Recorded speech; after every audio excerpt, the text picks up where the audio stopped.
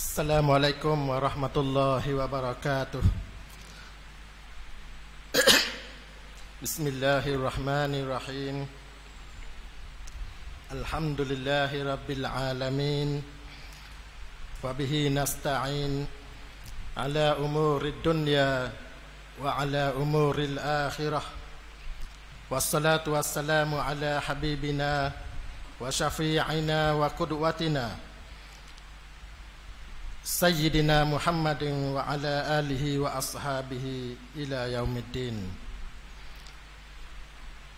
Qala Allah Ta'ala fil kitabil aziz, Mathalul ladzina yunfiquna amwalahum fi sabilillah kamathali habbatin ambatat sab'a sanabila fi kulli sumbulatin mi'atu habbah wallahu yudha'ifu liman yasha wallahu wasi'un alim. Sadaqallahul azim. Yang saya hormati Tuan Pengurusi Masjid, Barisan Kepimpinan Ahli Jawatankuasa Masjid Gontok Nasib, Tuan-tuan Imam, Tuan-tuan Bilal dan semua ahli jawatankuasa, muslimin dan muslimat, tuan-tuan dan puan-puan yang dirahmati Allah sekalian. Alhamdulillah, bersyukur kita kehadrat Allah Subhanahu wa taala kerana dengan izinnya pada malam ini kita dapat sama-sama untuk menunaikan ibadah sembahyang di rumah Allah ini dan mendengar sedikit ilmu, insya-Allah akan memberi manfaat kepada kita di dunia dan di akhirat. Dan saya berterima kasihlah kepada pihak masjid kerana membenarkan pihak saya sebagai wakil daripada Majlis Agama Islam dan Adat Melayu Terengganu Maidam untuk memberi sedikit taklimat atau kita perbincangan berkenaan dengan rukun Islam yang ketiga. Salah satu daripada rukun Islam yang kita hafalkan, iaitulah az-zakat. Pada malam Isra' dan Mi'raj Rasulullah sallallahu alaihi wasallam, Nabi sallallahu alaihi wasallam telah diperlihatkan oleh Allah semasa perjalanan menuju kehadrat Allah Subhanahu wa taala. Nabi sallallahu alaihi wasallam telah ditunjukkan satu keajaiban yang berlaku, iaitulah satu golongan manusia yang menanam satu biji benih. Tiba-tiba dari benih itu tumbuh satu pokok, dan daripada pokok itu tumbuh 7 tangkai. Daripada tangkai itu ada 100 bijian. Serentak, tanam tumbuh selalu. Lalu Nabi bertanya kepada malaikat Jibril, apakah ini wahai malaikat Jibril? Lalu Nabi berkata, inilah. Lalu malaikat Jibril berkata, inilah orang yang membelanjakan hartanya pada jalan Allah akan diberi gandaan balasan yang berlipat kali ganda dengan 700 kali ganda ataupun lebih. Sabda Rasulullah sallallahu alaihi wasallam yang bermaksud apabila matinya anak Adam, maka terputuslah segala amalannya kecuali 3 perkara, iaitu sedekah jariah, ilmu yang bermanfaat, dan anak yang mendoakan kebaikan untuknya. Hadis ini menjelaskan kepada kita kelebihan ataupun amalan yang paling istimewa sekali yang perlu dilaksanakan oleh kita, di mana kita semua ni akan mati, akan menghadapi kematian. Dan apabila seseorang itu dalam menghadapi sakratul maut, nyawa-nyawa ikan dah, pada masa itu dia memohon kepada Allah Subhanahu wa taala satu perkara. Dia minta satu perkara untuk dia nak buat satu perkara. Apa dia? Kalaulah laula akhartani ila ajalin qarib fa asaddaqa. Wahai Tuhan, kalaulah engkau memberi aku tempoh sekejap, memberi tempoh kepadaku sesaat sedikit masa, nescaya aku ingin bersedekah, menunaikan infak untuk sedekah, membelanjakan hartanya pada jalan Allah. Dan kita melihat sedekah itu banyak kelebihannya. Nabi dalam hadis lain Rasulullah menyebut pada waktu pagi Allah Subhanahu Wa Taala akan menurunkan malaikat, 2 orang malaikat yang akan mendoakan kepada orang yang bersedekah, berzakat, berinfak di jalan Allah. Malaikat itu akan sentiasa berdoa di pagi-pagi hari, Allahumma ati munfiqan khalafa, Allahumma munfiqan salafa. Allah, ya Allah, berikanlah gantian kepada orang yang bersedekah, orang yang berinfak, dan ya Allah, hilangkanlah orang yang tidak mahu bersedekah. Jadi kalau kita mari masjid pagi-pagi, mari keluar pada rumah ke masjid, sedialah sebanyak mana pun duit ke apa ke untuk kita masukkan pada waktu subuh tu di dalam tabung masjid. InsyaAllah amalan kita itu akan menjadi doa, akan didoakan oleh para malaikat. Kita memang berhajat doa. Kadang-kadang kita suruh ustaz, imam berdoa untuk kita. Ini secara automatik, tanpa disuruh, kita didoa oleh para malaikat yang sentiasa menanti orang-orang yang bersedekah pada waktu pagi. Inilah kelebihan sedekah.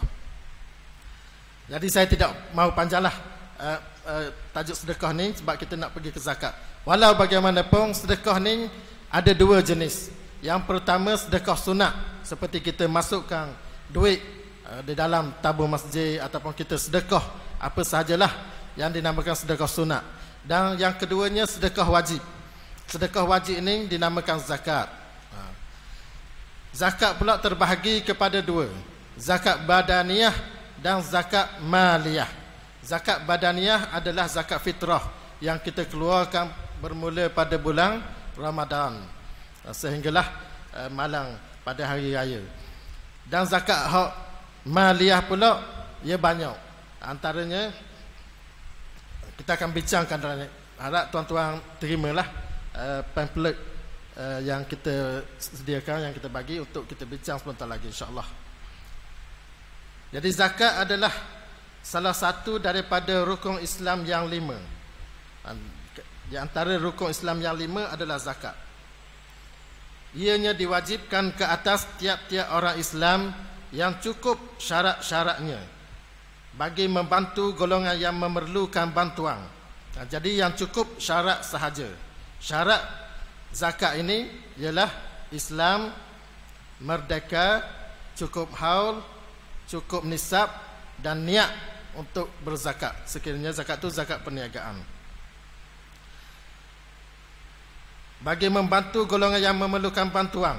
Ada golongan-golongan yang disebut di dalam Al-Quran asnah. Dia panggil asnah, golongan yang layak ataupun yang perlu diberi bantuan zakat ni. Zakat adalah merupakan salah satu peranan atau institusi yang memainkan peranan penting dalam menegakkan keadilan sosial ekonomi masyarakat Islam sejak zaman permulaan Islam lagi. Jadi sejak daripada zaman Rasulullah sallallahu alaihi wasallam lagi, zakat ini adalah satu institusi yang sangat penting. Dan selepas kewafatan Rasulullah diganti oleh Khalifah Sayyidina Abu Bakar, ada golongan umat Islam ni yang enggan membayar zakat, kumpulan yang tidak mahu membayar zakat. Dikata zakat ni zaman Nabi je, zaman selepas Nabi mati kita tak perlu keluarlah zakat ni, menghabiskan harta kita je, menyusahkan kita je nak kira zakat, nak ambil zakat pula. Apakah tindakan Sayyidina Abu Bakar? Sayyidina Abu Bakar lantas menyuruh tentera Islam bersiap sedia untuk memerangi golongan yang tidak mahu membayar zakat ini, mani'uz zakah, golongan yang tidak mahu membayar zakat ini. Walaupun ada sahabat menasihati, memberi pendapat, adakah kita nak berperang dengan orang yang mengucap 2 kalimah syahadah? Lalu Sayyidina Abu Bakar khalifah Islam berkata, menyatakan walaupun dia mengucap syahadah tetapi dia menolak salah satu rukun Islam, dia dikira golongan yang patut diperangi, golongan al-mani'u zakah. Dan alhamdulillah selepas itu selesailah dihapuskan golongan yang tidak mahu membayar zakat ini. Kembalilah Islam menjadi aman, sosial ekonomi umat Islam menjadi baik semula. Adalah diyakini bahawa institusi ini akan dapat memainkan peranan dan fungsinya bagi membantu golongan fakir miskin serta golongan yang berhajat kepada pertolongan dan pembelaan. Firmanullah subhanahu wa ta'ala, a'udzubillahi minasyaitonir rajim, khuz min amwalihim sadaqatan tutahhiruhum wa tuzakkihim biha wa salli alaihim inna salataka sakanul lahum. Ambillah sebahagian dari harta mereka menjadi sedekah, yakni zakat, supaya dengannya engkau membersihkan mereka dari dosa dan mensucikan mereka dari akhlak yang buruk, dan doakanlah untuk mereka kerana sesungguhnya doamu itu menjadi ketenteraman bagi mereka.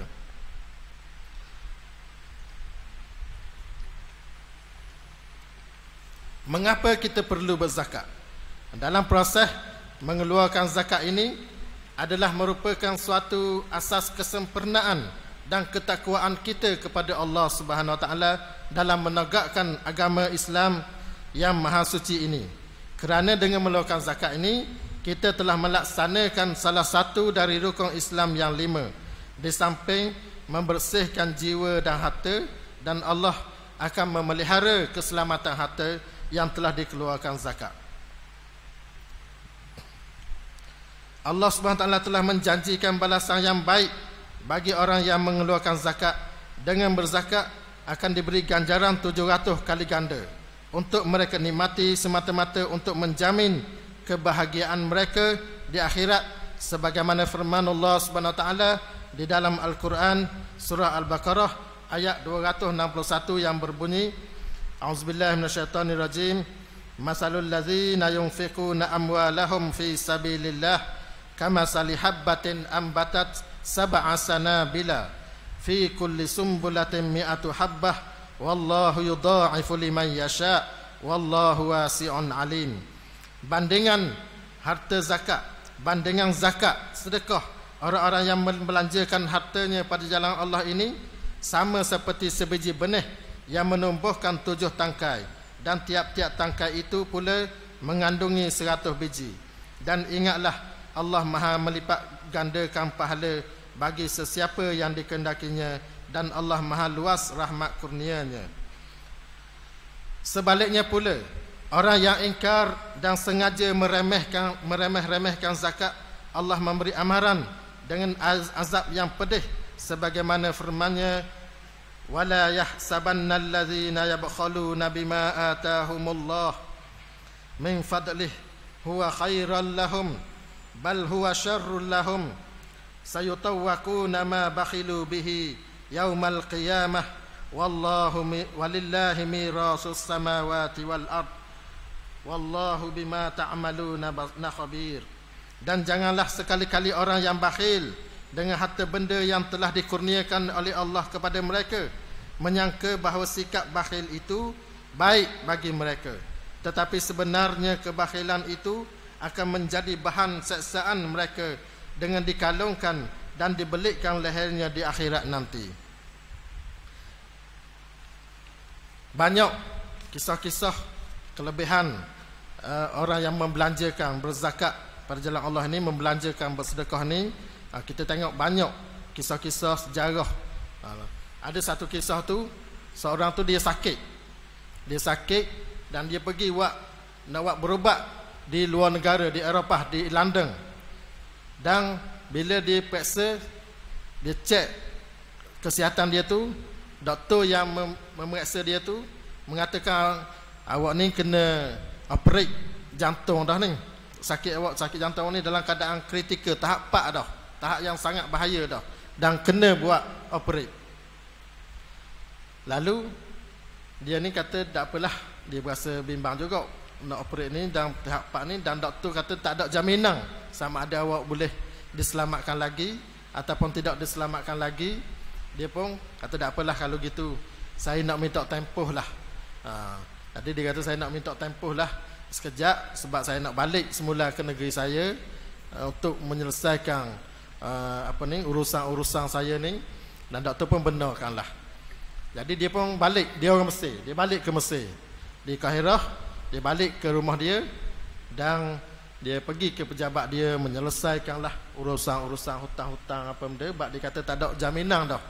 Doktor kata tak ada jaminan sama ada hidup atau mati sakit dia ni, wallahu alam. Jadi dia balik di selesai tu, kebetulan pejabat dia ni di tepi jalan, dan di depan pejabat dia tu ada penjual daging. Dia melihat, tiap hari dia tengok situasi orang yang menjual daging ni. Dan pada hari tu dia tengok dengan lama, perhati dengan lama orang jual daging ni. Sudah orang jual daging tu, lepas orang jual tu, tiba-tiba marilah seorang makcik perempuan yang uzurlah, yang sudah tua, dan mengikis daging-daging yang ada di kayu-kayu di tempat penjual daging itu. Dan dia minta kebenaran dengan penjual daging itu. Dan dia mengikis. Lalu dia tengok perhatian ni, pelik makcik ni. Lalu dia pun turunlah daripada pejabat dia tu.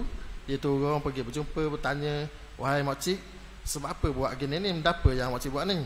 Makcik kata, saya ni orang susah, orang miskin, dan saya mari ni saya kikis daging yang ada di sisa-sisa daging yang ada di kayu tu untuk diberi makan. Saya balik, saya ambil sejemput, dan saya balik, saya rebus untuk dicicah dengan roti. Dan jadi orang ni pun tanyalah, dah anak makcik berapa orang? Dia kata 6 orang. Oh, 6 orang untuk beri makan, bolehlah, kata. Jadi dia keadaan ada dia tengok orang yang sangat susah begini. Lalu dia kata, makcik ginilah, esok makcik mari, makcik khabar ke tuan daging ni, saya beri, suruh ambil sekilo ataupun 2 kilo setakat makcik perlu, ambillah tiap-tiap hari sampai bila-bila pun. Saya akan saya akan bayar kepada penjual daging tu. Makcik ni dengar ni terharu, sangat sedih dengar keadaan ni. Betapa hibanya perasaan dia, betapa syukurnya dia ni. Dia jatuh tu dia berdoa, ya Allah, berilah kesihatan, berilah kemudahan kesihatan yang baik kepada orang ni, berilah rezeki, bertambah rezeki. Berdoa begitu. Okeylah, selesailah. Dia pun, orang ni pun baliklah ke rumah. Dia balik ke rumah, mak dia, anak dia tengok ni pelik ayah dia ni. Lain macam tengok ayah ni sekarang ni. Nampak tadi sebelum ni nampak muka pucat lesi, ni nampak muka merah je ni. Tak ada, macam tak ada apa-apa dah, sihat dah. Lalu dia kata, ya ke? Biasa je berasa. Lalu dia pun pergi buat pemeriksaan di hospital. Doktor kata, awak ni tak ada penyakit pun. Dia kata, tiba-tiba tak ada penyakit. Ya ke? Oh ya, saya kata tak ada penyakit. Jadi dia pun nak mengesahkan, tak apalah, walau macam mana pun kita dah ada appointment di London tu, di England tu, untuk buat rawatan ni. Kita pergilah. Dan sampai di tempat hospital di Eropah tu, tiba-tiba doktor nak buat pembedahan, dia cek dulu. Sebelum dia buat operate apa-apa tu, dia akan cek dulu, dia akan tengok dulu. Kejut. Macam mana pula gini? Sebelum ni keadaannya memang teruk, kritikal. Ni dah jadi sembuh, tak ada apa-apa masalah. Dia kata dah awak amalam dia ni. Dia pun teringatlah, inilah saya dah buat benda-benda pun cuma adalah kisah memberi makan. Inilah satunya cerita benar adalah kelebihan orang yang bersedekah, orang yang menginfakkan hartanya pada jalan Allah. Jadi berzakat, jenis zakat, zakat fitrah dan zakat harta. Harta yang diwajibkan zakat ialah wang simpanan, perniagaan, emas dan perak, tanaman, ternakan, serta gaji, serta zakat gaji dan pendapatan. Boleh dah? Kita tengok dalam pamphlet kita ni. Zakat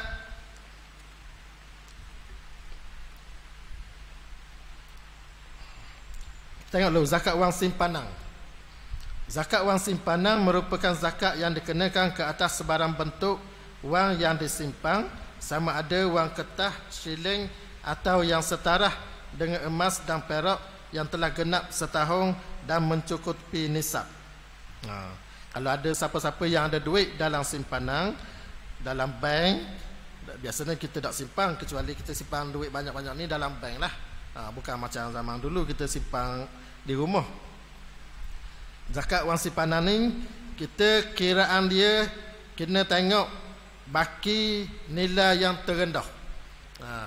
Zakat wang simpanan ni kita kena tengok, kita kena ada buku dia lah, penyata dia lah. Dari bulan 1 hingga bulan 12, antara bulan 1 hingga 12 ni semua cukup nisab dia. Kalau sekarang ni 2,600, 21,600 nisab zakat.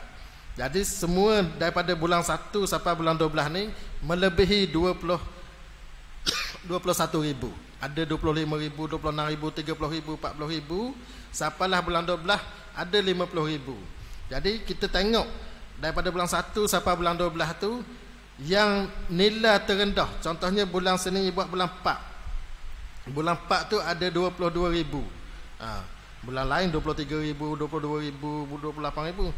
Tapi bulan 4 hak paling rendah sekali bulan 4 22,000. Jadi ambil hak nilai terendah sekali dah. Jangan kita kata duit dalam simpanan dalam bank tu ada, contohnya ada 100,000, ada 60,000, 70,000. Jadi kita pun terus ambil 70,000 tu, 100,000 tu terus kita darat dengan 2.5%. Tak, bukan gitu. Ambil nilai yang terendah.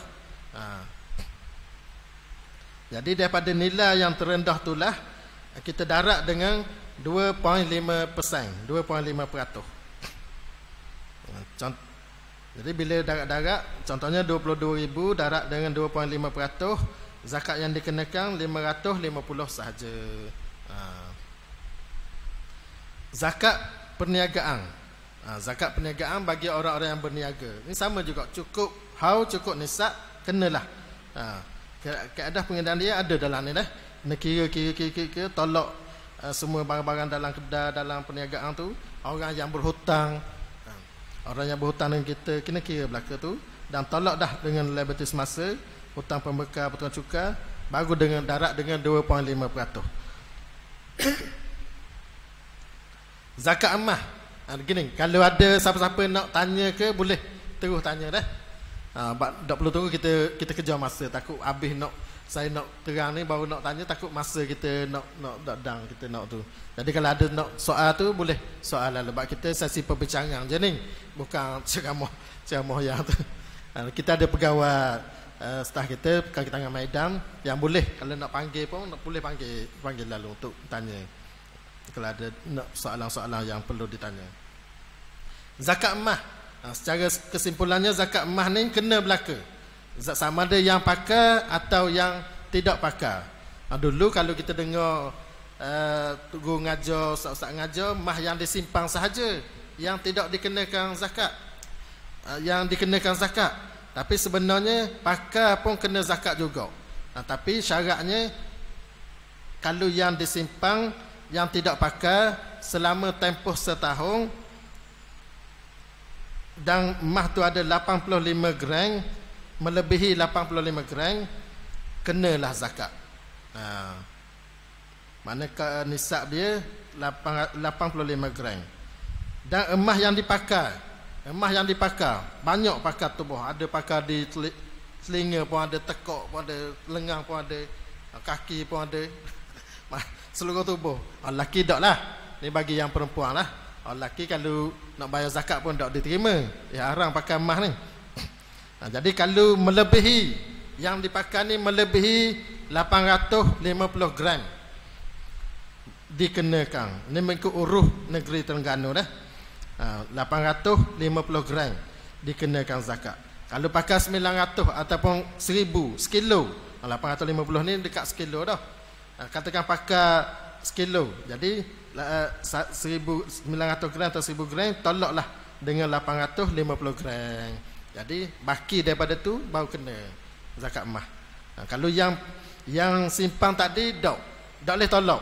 Atau kan dia simpan 90 gram ataupun 100 gram. Jadi 100 gram itulah dengan kali dengan kali dengan nisab dia 85 gram dengan harga emas masa tu dengan 2.5%. Zakat perak, perak pun kena juga. Dia banyak lah. Zakat ni banyak. Zakat perak ada, zakat pendapatan ada. Yang kita nak bincang sikit, zakat gaji, zakat pendapatan. Sebab rata-rata dah kita ni ada pendapatan, ada gaji. Jadi zakat pendapatan ni lah yang kita nak syahidnya malam-malam ni, yang wajib, yang perlu difahami oleh kita. Zakat pendapatan ni adalah semua jenis pendapatan yang diperolehi oleh seseorang daripada pekerjaan, perusahaan dan perkhidmatan melalui anggota tubuh badannya atau pemikiran, dan merangkumi pendapatan golongan pekerja yang menerima gaji, sama ada gaji ke, allowance ke, capur belaka, bonus ke, commissionnya, OT serta lain, dan pendapatan golongan profesional pula seperti doktor, jurutera, peguam, arkitek dan sebagainya. Jadi wajib. Sebab ni Jawatan Kuasa Fatwa Majlis Kebangsaan dan Jawatan Kuasa Fatwa Negeri Terengganu telah memutuskan bahawa zakat gaji dan zakat pendapatan ini adalah wajib. Telah berkuat kuasa pada 4 Julai 1999. Lama dah lah. Dalil dia, dalil zakat pendapatannya, firman Allah Subhanahu Wa Taala, ya ayyuhallazina amanu anfiqu min thayyibati ma kasabtum wa mimma akhrajna lakum minal ard.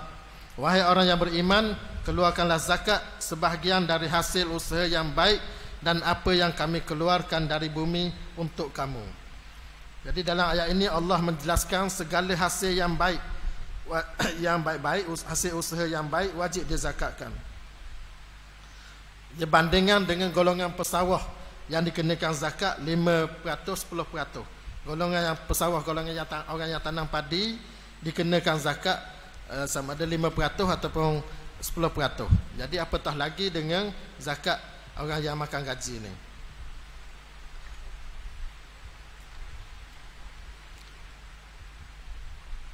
Jadi kaedah pengiraan boleh tengoklah, kita boleh tengok dalam ni lah.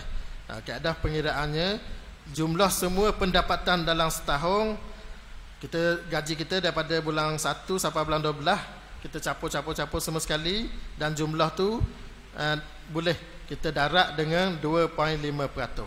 Ikut tu dia, nisab dia 2.5%. Ataupun kaedah yang kedua, kita dibenarkan tolak dengan perbelanjaan yang dibenarkan. Antaranya diri sendiri. Jumlah pendapatan kita, contohnya 50,000 katakan, kita boleh tolak dengan dalam setahun tu 100,000 contohnya, tolak dengan diri 9,000. Ni hak ditetapkan oleh majlis lah. Diri 9,000, pendidikan diri, perubatan isteri 4,000 seorang. Kita tengok dah ni. Lepas tu pendapatan kronik, anak bawah 18 tahun 2,000 seorang, anak belajar peringkat CJ matrikulasi, anak belajar peringkat diploma ada 8,000. Banyak pemberian kepada ibu bapa, KDSP, lembaga tabung haji. Lepas kita tolak tu, hasil daripada tolak tu dan baki daripada tolak tu sampai nisab. Sampai nisab lebih daripada 30, ada sampai 25,000, 30,000. Jadi daripada baki tolak tu lah yang kita kena darat kadar zakat dia 2.5%. Senang je dah. So insya-Allah. Apa sikit ke tau? Tambah 5 minit lagi. Zakat tanaman. Zakat tanaman padi lah biasanya. Kalau tempat kita ni padi. Zakat ternakan kambing, lembu, kerbau, unta, semuanya kena zakat belaka. Ni. Saham pun kena zakat. KWSP. Zakat KWSP ni mungkin ada orang keliru sikit masa bila nak keluar zakat tu. Jadi zakat KWSP ni bila sudah kita mengeluarkan, kita keluar duit daripada KDSP dan sampai cukup nisab dia, kena keluar zakat lalu. Contohnya kita buat keluar 50,000, kena zakat lalu 2.5%. Kalaulah dia simpan, dia buat keluar, dia simpan pula dalam bank, mana kena tunggu setahun dulu baru kena buat keluar. Kena tunggu setahun dulu baru boleh buat keluar. Jadi itulah sahaja berkaitan dengan pendapatan penghutang zakat. Dan untuk makluman, Maidam ada mengeluarkan skim yang baru dinamakan skim Al-Hanan. Pada sesiapa yang membuat pembayaran zakat, dia hendaklah daftar skim Al-Hanan ni. Boleh daftar sendiri dengan telefon pun boleh. Mudah je, masuk nama, nombor IC dalam daftar skim Al-Hanan ni. Untuk tujuannya nak memberi manfaat sekiranya berlaku kematian. Sekiranya berlaku kematian, manfaatnya waris yang dapat tu akan mendapat manfaat tu akan mendapat sebanyak 3,000 sekiranya orang yang membayar zakat tu RM50 ke atas, dan dapat 5,000 sekiranya pembayar zakat tu 1,000 ke atas. Maknanya boleh waris-waris menerima manfaat skim Al-Hanan ni daripada Maidam sekiranya pembayar tu meninggal dunia. Sebab berlaku juga kat kita ni, orang yang telefon, ayah saya, mak saya meninggal ni, dah saya sebagai waris ni dapat ke tak duit ni.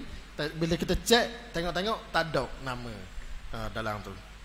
Jadi buatlah sesiapa yang telah kita ada amil-amil yang boleh memesan perkara ni kepada ahli qaryah kita tentang skim Al-Hanan ni, untuk memberi manfaat kepada waris yang yang membayar zakat tu. Jadi sekadar itulah sahaja. Semoga apa yang baik itu dapat kita manfaatkannya. Yang baik itu daripada Allah Ta'ala, dan segala kelemahan itu daripada kekurangan di saya sendiri. Sekadar itulah. Wabillahi taufiq wal hidayah. Wassalamualaikum warahmatullahi wabarakatuh.